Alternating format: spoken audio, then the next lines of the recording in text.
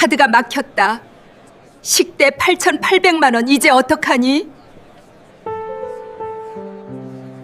정말 그들이 이토록 파렴치할 줄은 몰랐다. 오전 서울가정법원 조정실에서 막 걸어 나왔을 때만 해도 그 얇디얇은 이혼조정조서는 내 손끝을 태울 듯 뜨거웠다.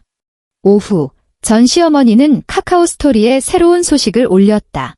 위치는 서울에서 가장 비싼 포시즌스 호텔 프레지덴셜 스위트룸이었다.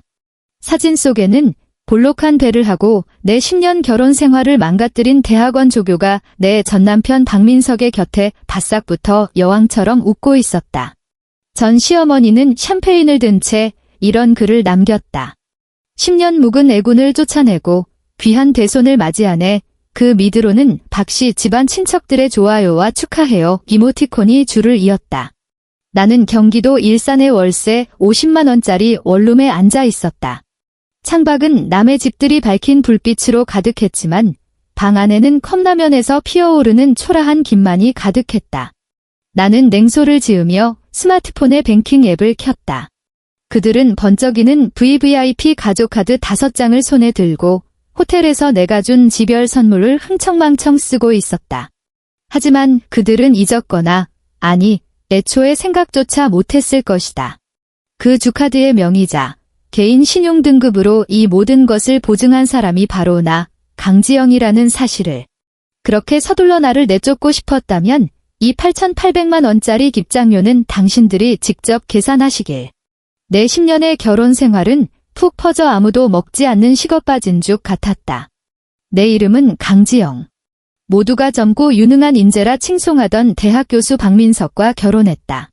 우리 박씨 집안은 시어머니의 입을 빌리자면 대대로 이어진 학자 집안으로 뼛속까지 고고한 척하는 선민의식과 돈에 대한 경멸이 배어 있었다.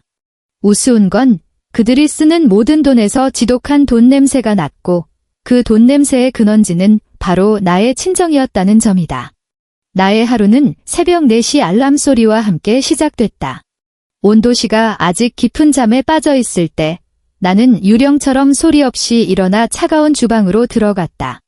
남편이 무슨 일이 있어도 마셔야 하는 미역 쇠고기 국과 5가지 반찬을 차리고 시어머니가 좋아하는 짜지도 싱겁지도 않은 순두부찌개를 끓였다. 10년 하루같이 나는 눈을 감고도 이 모든 것을 해낼 수 있었다. 내 딸의 아침 식사는 언제나 가장 신선한 재료로 만들어졌다.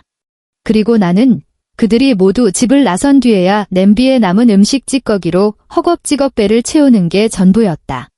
지영아, 오늘 국이 좀 짠 거 아니니? 우리 민석이 목 아껴야 하는 거 알면서 일부러 그랬니? 시어머니는 젓가락 끝으로 국물을 살짝 맛보더니 마치 내가 독약이라도 올린 것처럼 미간을 찌푸렸다. 지영아, 곧 추석인데 친척들 다 올 거잖니? 김치는 있니?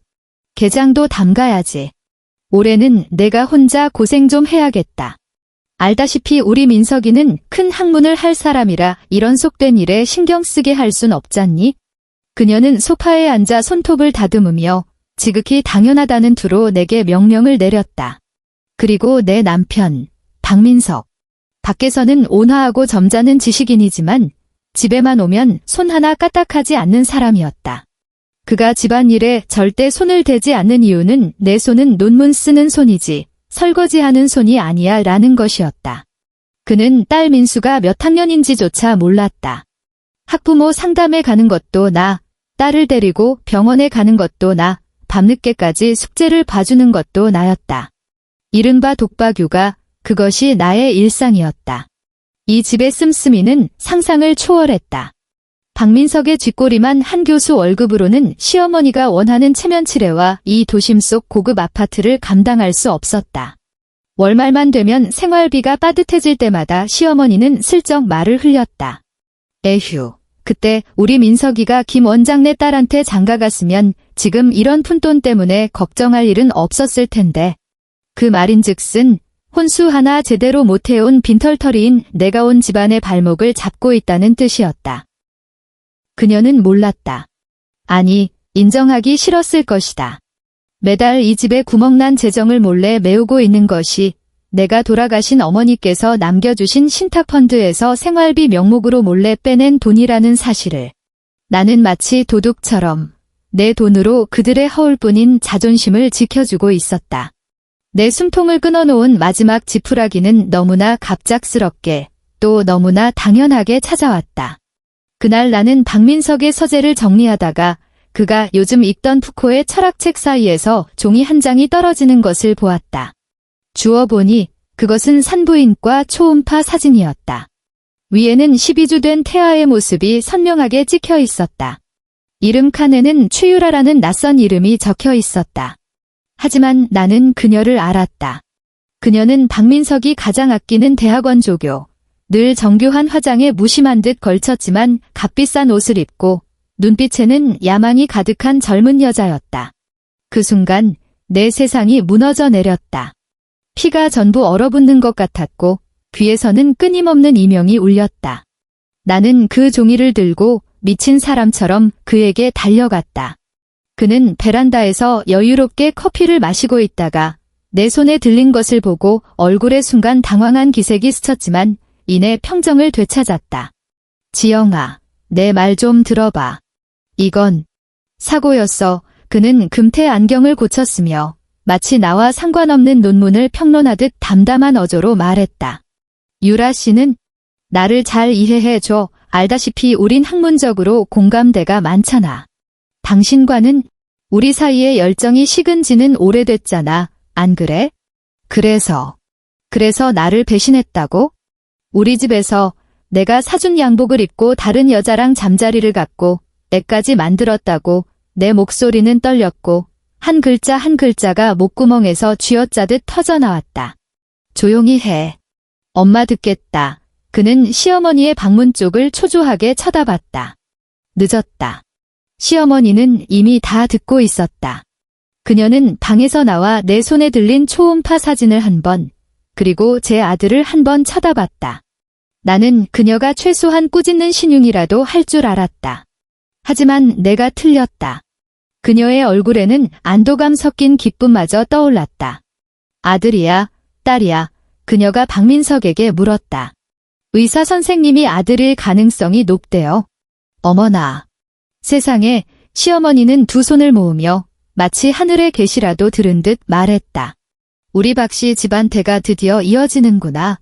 민석아, 내가 드디어 해냈구나. 그녀는 고개를 돌려 연민과 경멸이 뒤섞인 눈빛으로 나를 쳐다보며 말했다. 지영아, 너도 너무 속상해하지 마라. 10년 동안 민수 하나 낳고 배에 소식이 없어서 나도 속이 탔다. 이제 잘 됐지 뭐니. 유라가 우리 집안의 장손을 가졌으니 이건 하늘의 뜻이야. 박씨 집안의 대를 잇는 일이니 내가 대승적으로 양보하고 물러나 주렴. 우리 집안이 너를 박대하진 않을 테니. 물러나라고요. 나는 내 귀를 의심했다. 나는 낡아빠진 가구처럼 새 것이 들어왔으니 가차없이 버려져야 하는 존재가 되어 있었다. 그 후 며칠은 지옥이었다. 최유라라는 여자가 내게 메시지를 보내기 시작했다. 그녀는 박민석과 찍은 다정한 사진을, 새로 산 아기용품 사진을, 심지어 박민석이 그녀의 뱃속 아이를 위해 썼다는 시까지 보내왔다. 메시지 하나하나가 칼날이 되어 이미 너덜너덜해진 내 심장을 헤집었다. 그들은 곧 변호사를 데려왔다. 영악해 보이는 중년의 남자였다. 그는 이미 작성된 이혼 합의서를 내 앞에 내밀었다. 합의 내용은 가혹하기 짝이 없었다. 내가 고랜 기간 전업주부로 개인 소득이 없어 재산 형성에 기여한 바가 없으므로 재산 분할 없이 빈손으로 나가라는 것이었다. 이 아파트, 박민석 명의의 연구소 지분, 심지어 우리 공동명의 통장의 예금까지 모두 나와 무관하다는 내용이었다. 그들이 베푼 유일한 자비는 내가 모든 재산 요구를 포기하는 조건으로 딸 민수의 양육권을 주겠다는 것이었다. 강지영 씨, 변호사는 사무적이고 냉담한 말투로 말했다. 안정적인 경제력이 없으신 점을 고려하여 박 교수님께서 양육비 청구를 포기하기로 하셨습니다. 이것이 강지영 씨와 따님을 위한 최선의 결과일 겁니다. 시어머니가 옆에서 거들었다. 그래, 지영아. 사람이 너무 욕심부리면 못 써. 우리가 민수를 너한테 주는 것만 해도 하늘 같은 은혜인 줄 알아? 돈 한 푼 없는 여자가 어딜 감히 우리 집 재산을 넘봐? 꿈깨. 박민석은 시종일관 고개를 숙인 채 내 눈을 마주치지 못하고 중얼거렸다. 지영아, 그냥 이렇게 끝내자. 민수를 위해서라도 너무 험한 꼴 보이지 말고. 나는 세 사람의 얼굴을 쳐다봤다. 죽이 척척 맞는 그 모습이 마치 수없이 연습한 삼류 연극 같았다. 그 순간 내 마음속의 모든 사랑, 모든 미련, 모든 고통이 차가운 증오로 얼어붙었다. 웃음이 터져나올 것 같았다. 그들은 정말로 내가 부엌대기 일밖에 모르는 바보인 줄 알았던 걸까? 나는 고개를 숙이고 두 손으로 얼굴을 감쌌다. 어깨가 격렬하게 들썩이기 시작했다. 나는 목 놓아 울었다. 벼랑 끝에 몰린 약자처럼 서럽게 울부짖었다. 내 눈물은 그들의 경계심을 허물었다. 네, 서명할게요. 나는 손가락 사이로 목소리를 쥐어짰다. 떨리는 손으로 펜을 들었다. 아무것도 필요 없어요. 전 제 딸만 있으면 돼요.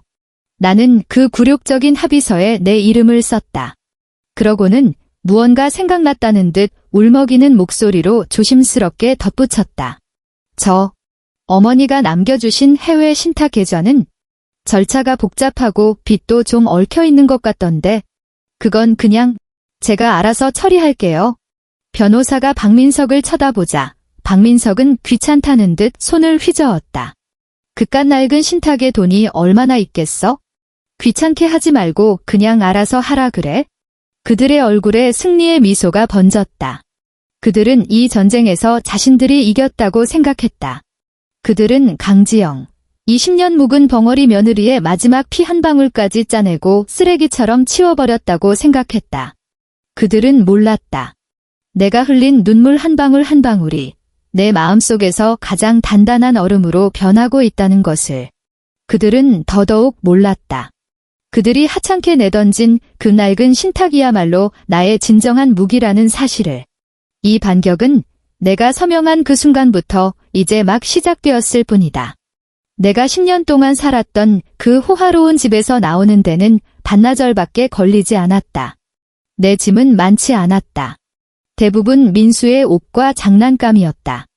내가 직접 고른 값비싼 식기들, 정성껏 가꾼 화초들, 내 평생을 함께할 것이라 믿었던 모든 흔적들을 나는 미련 없이 버렸다. 나는 작은 여행 가방 하나와 몇 년 동안 써온 낡은 노트북만 챙겨 나왔다. 문을 닫는 순간 나는 뒤돌아보지 않았다. 잘 가, 내 죽어버린 사랑. 잘 가, 내 어리석었던 10년. 나는 민수를 데리고 미리 구해둔 일산의 원룸으로 들어왔다. 집은 작았다. 방 하나에 작은 부엌 하나가 전부였지만 햇살이 잘 들고 깨끗했다. 민수는 낯설어 하기는커녕 오히려 신기해했다. 나는 아이의 침대를 정리해주며 이곳이 우리 둘만의 새로운 성이라고 말해주었다. 아이는 나를 껴안고 뺨에 뽀뽀하며 말했다. 엄마, 나 여기가 좋아. 그 순간 모든 것이 가치 있게 느껴졌다. 민수가 잠든 후 나는 낡은 노트북을 열었다. 화면이 켜지고 나는 익숙하게 길고 복잡한 비밀번호를 입력해 암호화된 웹사이트에 접속했다. 사이트의 인터페이스는 간결했다. 화면에는 한 투자 포트폴리오의 상세 보고서가 떠 있었다. 보고서의 상단에는 엔젤 투자자 피닉스라고 적혀 있었다. 그리고 투자 대상 기업란에는 박민석 미래융합기술연구소라는 이름이 선명하게 박혀 있었다. 그렇다. 박민석이 학계에서 전도 유망하다고 칭송받으며 수많은 부러움을 샀던 바로 그 연구소는 설립 당시의 첫 종잣돈부터 이후 운영과 확장에 들어간 모든 자금이 전부 나에게서 나왔다. 그들이 무시하던 익명의 젠젤 투자자인 나에게서. 나는 어머니가 남겨주신 해외 신탁을 통해 가상의 신분으로 그의 모든 자부심과 체면을 묵묵히 지원해왔다.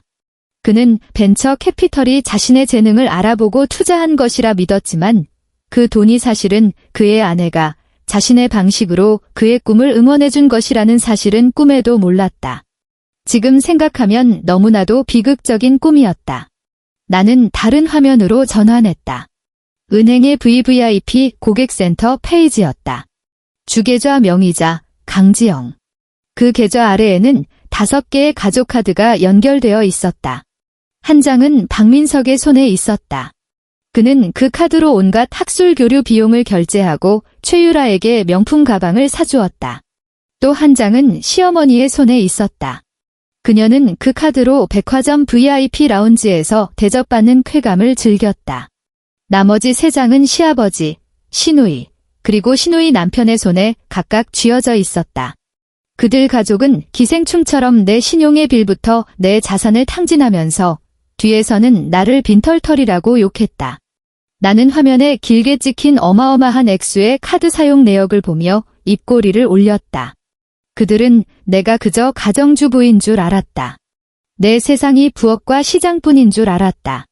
그들은 내가 미국 아이비리그에서 금융학을 전공했으며 사랑 때문에 모든 것을 포기하지 않았다면 월스트리트의 여왕이 되었을 사람이라는 것을 몰랐다.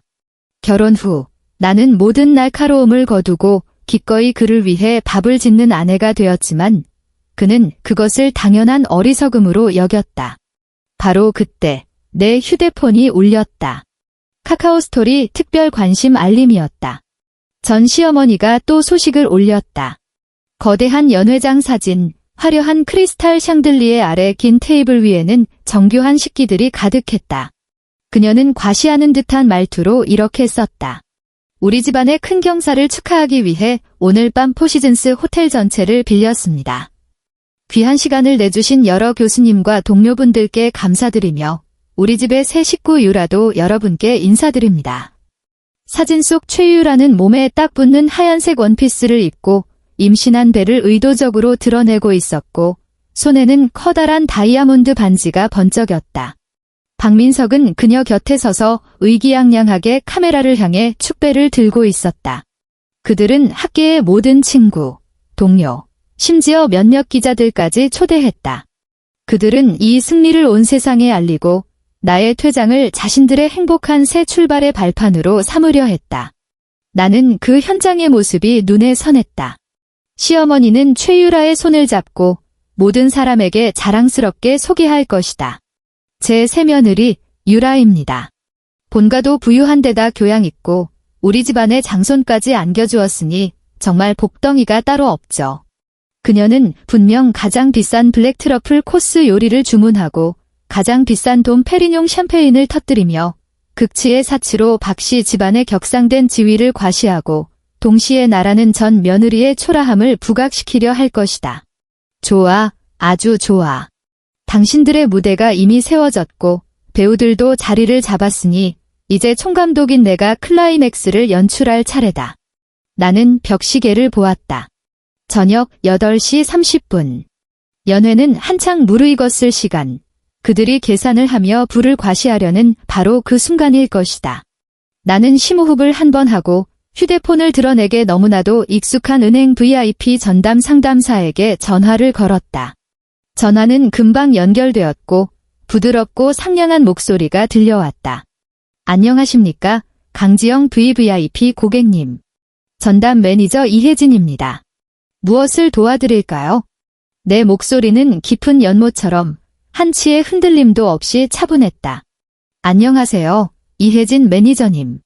강지영입니다. 나는 잠시 멈췄다가 한 글자 한 글자 또렷하게 말했다. 제 명의의 주카드와 모든 가족 카드의 사용을 즉시 정지시켜 주세요. 네, 전부요. 지금 바로 효력이 발생하게 해주세요. 전화기 너머의 이혜진 매니저는 잠시 놀란 듯 했지만 곧 전문적으로 물었다. 혹시 카드를 분실하셨나요? 아니요. 나는 창밖의 밤 풍경을 보며 입가에 차가운 미소를 지었다. 사유는 카드 도용의 중대한 위험이 감지되어서요. 네, 강지영 고객님. 알겠습니다. 바로 처리해드리겠습니다. 5개의 가족 카드는 즉시 사용이 정지되며 주카드는 임시 동결됩니다. 추후 본인께서 신분증을 지참하여 창구에 방문하시면 해제 가능합니다. 수고하세요. 전화를 끊고 나는 휴대폰을 옆으로 던져두었다. 방 안은 내 숨소리만 들릴 정도로 고요했다. 나는 민수의 침대 곁으로 가 새근새근 잠든 아이의 얼굴을 보며 머리를 부드럽게 쓰다듬었다. 아가, 엄마는 복수하는 게 아니야. 그냥 우리에게 속한 것을 되찾아오는 것뿐이야. 나는 물 한 잔을 따라 소파에 앉아 조용히 기다렸다. 그 전화가 곧 걸려오리라는 것을 알고 있었다. 길어야 10분. 역시나 휴대폰은 정확히 9분 50초 만에 귀를 찢을 듯한 소리를 내며 울부짖었다. 발신자 정보에는 한때 어머니라고 저장했던 이제는 차가운 숫자에 불과한 번호가 떠 있었다. 나는 바로 받지 않았다. 전화가 1분 동안 울리도록 내버려 두었다.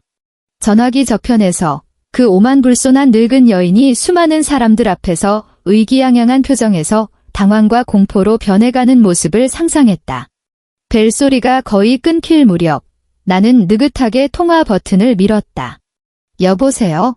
전화기 저편에서 즉시 시어머니의 격앙된 비명이 터져나왔다.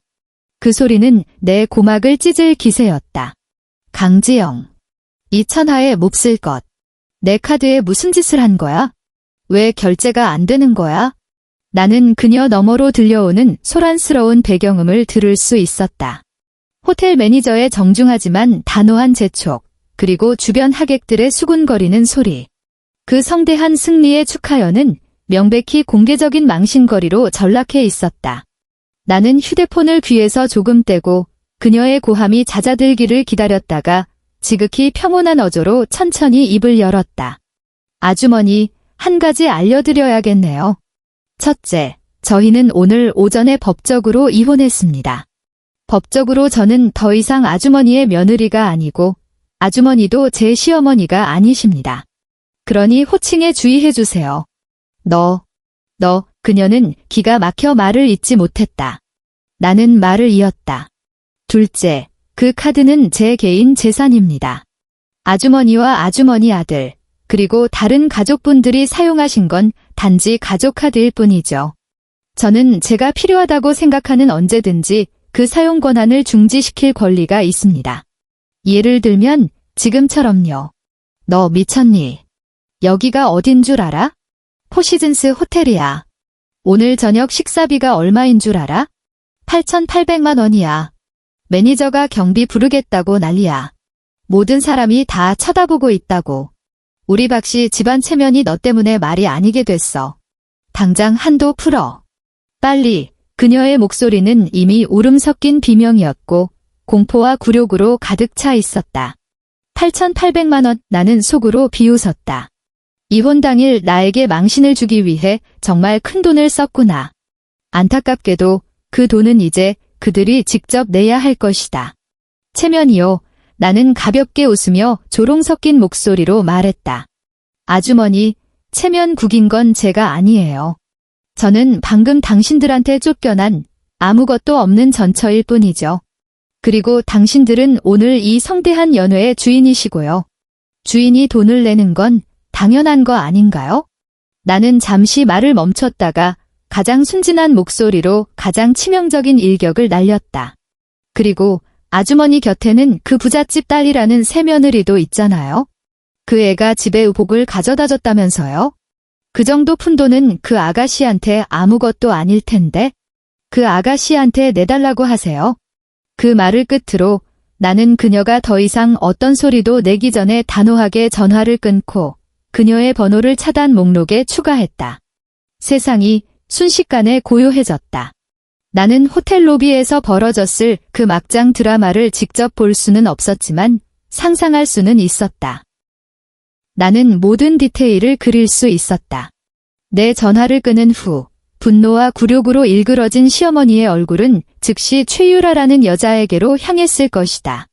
그녀는 명령조에 의심의 여지가 없는 말투로 말했을 것이다. 유라야, 내가 계산해라. 저 천한 것이 보란 듯이 우리 집안이 그깟 푼돈에 연연하지 않는다는 걸 보여줘. 방금 전까지 그녀에게 아첨하던 교수들과 기자들을 포함한 모든 시선이 순식간에 최유라에게 쏠렸을 것이다. 명문가 자제인 척 행세하던 그 여자는 분명 바늘방석에 앉은 기분이었을 것이다. 그녀는 자신이 낚은 남자가 재력가의 전도유망한 교수의 부유한 학자 집안의 자제라고 믿었을 것이다.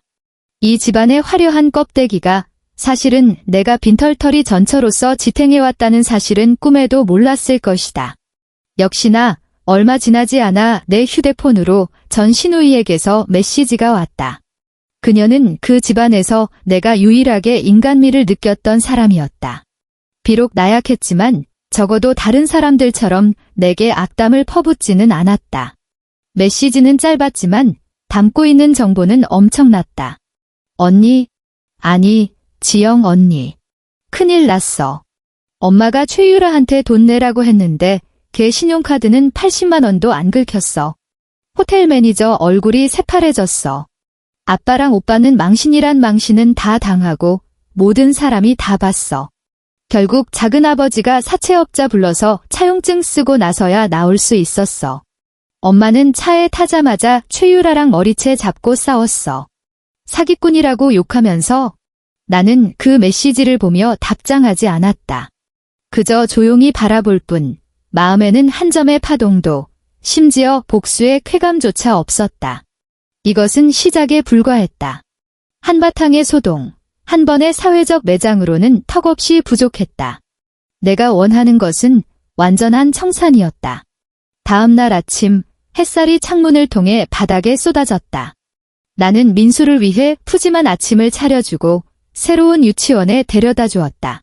돌아오는 길에 나는 따뜻한 라테 한 잔을 샀다. 삶이 완전히 새롭고 희망찬 방향으로 나아가는 것 같았다. 원룸으로 돌아와 나는 다시 그 노트북을 열었다. 엔젤 투자자 피닉스 계정으로 로그인했다. 화면에 떠있는 박민석 미래융합기술연구소라는 프로젝트명을 보며 나는 한치의 망설임도 없었다. 나는 마우스를 움직여 붉은색의 모든 투자금 회수라고 쓰인 버튼을 클릭했다. 확인창이 떴다. 경고, 이 작업은 되돌릴 수 없습니다. 모든 자금을 회수하면 투자 대상 기업은 투자계약 위반으로 즉시 청산 절차에 들어갑니다. 계속하시겠습니까? 내 손가락은 확인 버튼 위에서 잠시 멈췄다. 나를 이혼시키려던 박민석의 냉담한 얼굴, 대를 잇기 위해 알아서 물러나라던 시어머니의 악독한 말, 최유라의 도발적인 메시지들이 떠올랐다.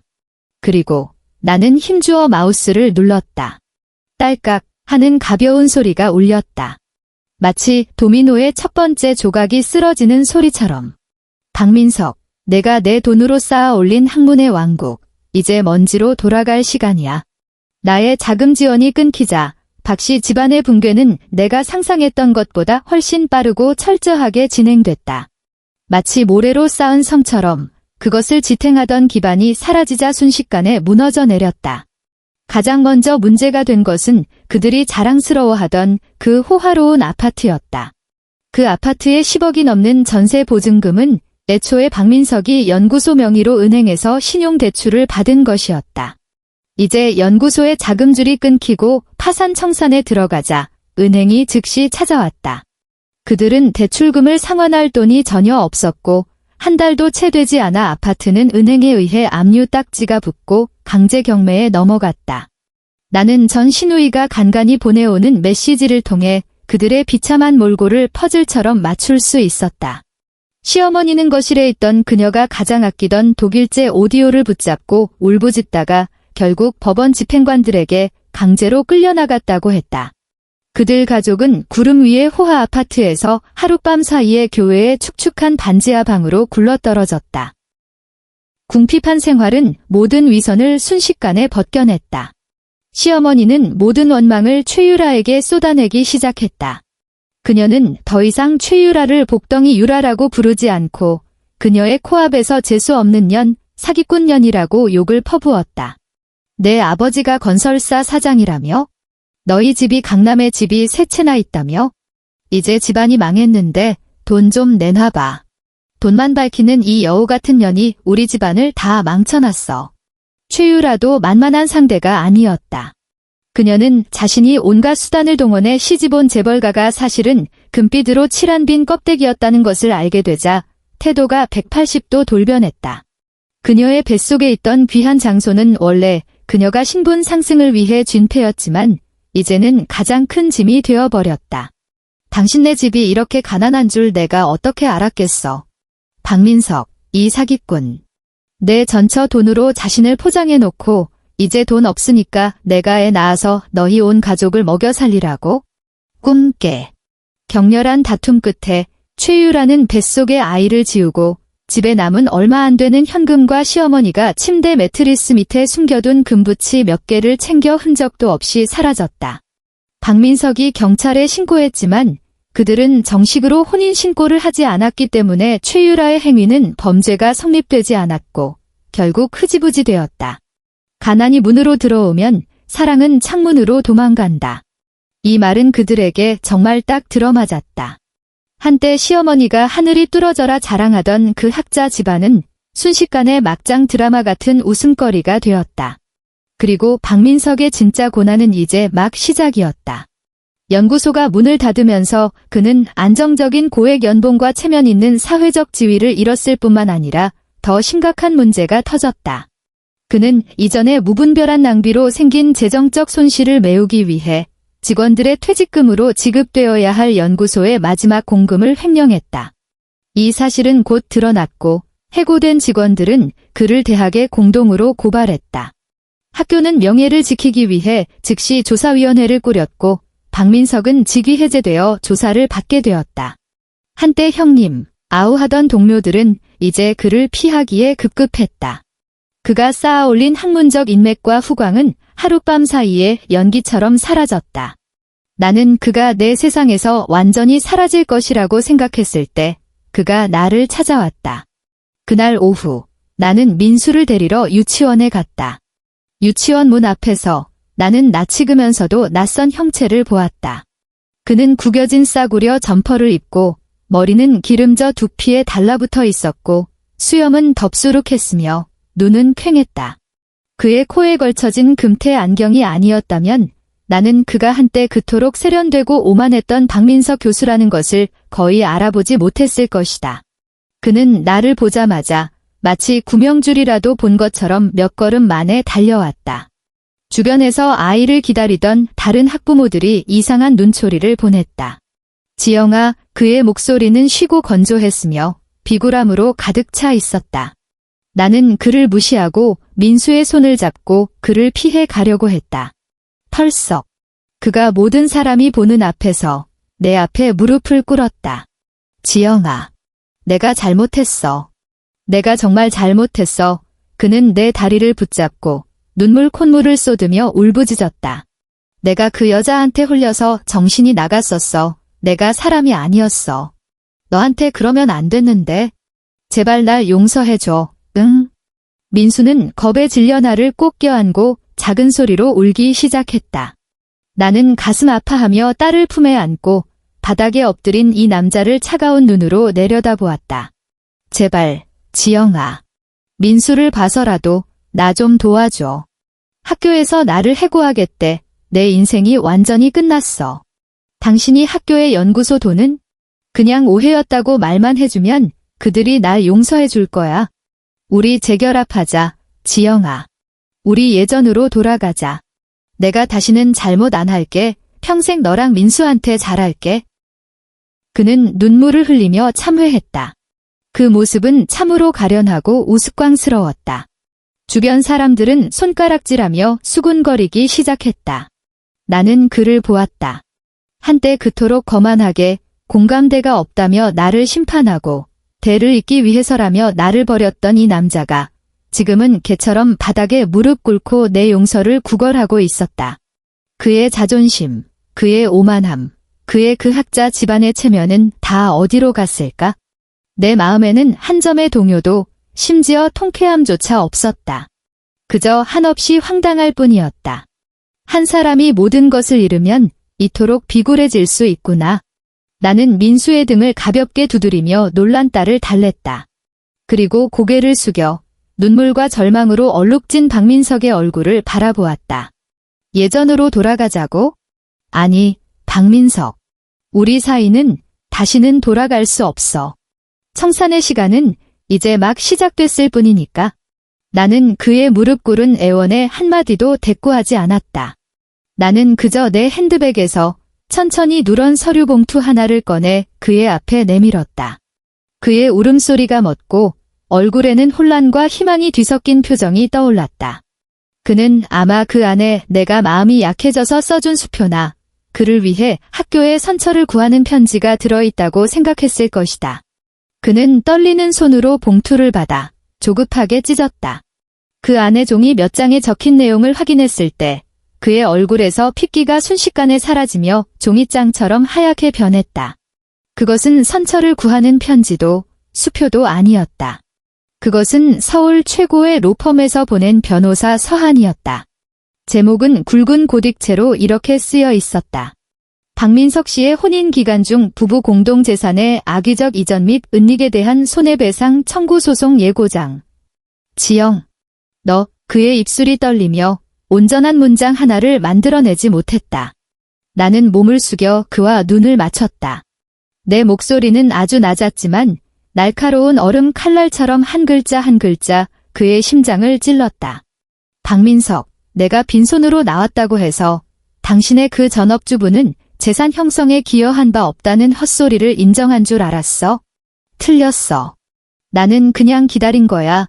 당신이 가진 패를 전부 다 쓸 때까지. 나는 변호사 서한을 가리켰다. 당신 연구소 설립부터 파산까지 모든 자금 흐름을 내가 전부 기록해뒀어. 익명의 엔젤 투자 명목으로 들어간 그 돈들, 전부 다 우리 엄마가 남겨주신 신탁펀드에서 나온 거야. 법적으로 이건 내 혼전 재산과 그 증식분에 해당돼. 그런데 당신은 이 자금으로 발생한 수익을 당신 개인의 학문적 성과와 수입으로 위장하고 이혼할 때 의도적으로 숨겼지. 이걸 뭐라고 하는지 알아? 사기야. 그는 바닥에 주저앉아 영혼이라도 빠져나간 듯 텅 빈 눈으로 허공을 응시했다. 나는 내 것을 되찾을 뿐만 아니라 당신의 기만과 배신에 대한 대가를 치르게 할 거야. 나는 일어서서 마치 무기질의 쓰레기를 보듯 그를 내려다보았다. 아, 그리고 민수 말인데? 나는 잠시 멈췄다가 또렷하게 말했다. 법원은 당신이 대학 교수로서 가졌던 잠재적 소득 능력을 기준으로 당신이 매달 지급해야 할 양육비를 판결할 거야. 당신이 지금 실업자든 파산자든 그건 당신이 알아서 해결해야 할 문제고. 앞으로 다시는 우리 모녀 앞에 나타나지 마. 그 말을 끝으로 나는 민수의 손을 잡고 뒤도 돌아보지 않고 자리를 떴다. 등 뒤에서 그의 절망에 찬 짐승 같은 울부짖음이 들려왔지만 나는 돌아보지 않았다. 단 한 걸음도. 몇 달 후 모든 것이 정리되었다. 법원의 판결에는 이견의 여지가 없었다. 박민석의 혼인 중 재산 사기가 인정되었고 그는 내 모든 투자금을 반환해야 할 뿐만 아니라 거액의 징벌적 손해배상금까지 지급해야 했다. 그의 명의로 남은 얼마 안 되는 재산마저 강제 집행되었고 그는 학교에서 공식적으로 해고당했으며 평생 씻을 수 없는 오점과 막대한 빚을 짊어지게 되었다. 나는 그가 결국 건설 현장에서 막노동으로 하루하루를 연명하고 있으며 시어머니는 충격으로 쓰러져 요양원에 들어갔다는 소식을 들었다. 그들이 한때 내게 했던 모든 짓이 다른 방식으로 배가 되어 그들에게 돌아갔다. 이것이 아마도 인과응보라는 것이겠지? 나는 회수한 자금으로 광화문 근처의 한 오피스 빌딩 한 층 전체를 임대했다. 나는 재단을 하나 설립했다. 이름은 피닉스 재단, 더 피닉스 파운데이션. 우리의 목표는 혼인 관계에서 상처받고 부당한 대우를 받은 여성들에게 무료 법률 지원, 심리 상담, 그리고 직업 기술 교육을 제공하는 것이다. 나는 그들에게 이혼이 끝이 아니라 새로운 시작이라는 것을 알려주고 싶었다. 배신당하고 버림받았다고 해서 당신의 가치가 없는 것이 아니라 그것은 기생충을 떨쳐내고 진정한 자신을 되찾을 기회라는 것을. 재단 개소식이 열리던 날 햇살이 눈부셨다. 사무실은 사람들로 가득 찼다. 도움을 구하러 온 여성들, 열정 넘치는 변호사와 심리 상담사들, 그리고 내 이야기에 감동받은 몇몇 기자들까지. 나는 사람들 속에서 혹은 막막하고 혹은 고통스럽고 혹은 굳건한 얼굴들을 보며 과거의 나를 보는 것 같았다. 내가 처음으로 고용한 직원은 나와 비슷한 경험을 한 여성이었다. 그녀는 면접 때 내게 말했다. 제 상처를 다른 사람들의 갑옷으로 만들어주고 싶어요. 그 순간 나는 내가 옳은 일을 했다는 것을 알았다. 밤이 깊어지고 개소식 파티가 시작되었다. 나는 몸에 잘 맞는 실크 드레스를 입고 샴페인 잔을 든 채 거대한 통유리창 앞에 섰다. 창밖으로는 서울의 찬란한 야경이 펼쳐져 있었다. 끝없이 이어진 차량의 불빛, 반짝이는 빌딩들. 내 딸 민수는 작은 드레스를 입고 공주님처럼 내 곁에 서서 고개를 들어 반짝이는 눈으로 나를 올려다보며 말했다. 엄마, 오늘 진짜 예쁘다. 여왕님 같아. 나는 웃으며 아이의 머리를 쓰다듬었다. 마음이 한없이 부드러워졌다.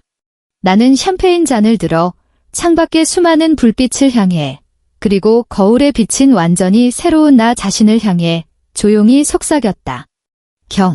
부활. 흡혈충 같은 기생충들이 사라지니 공기마저 달콤했다. 엔드.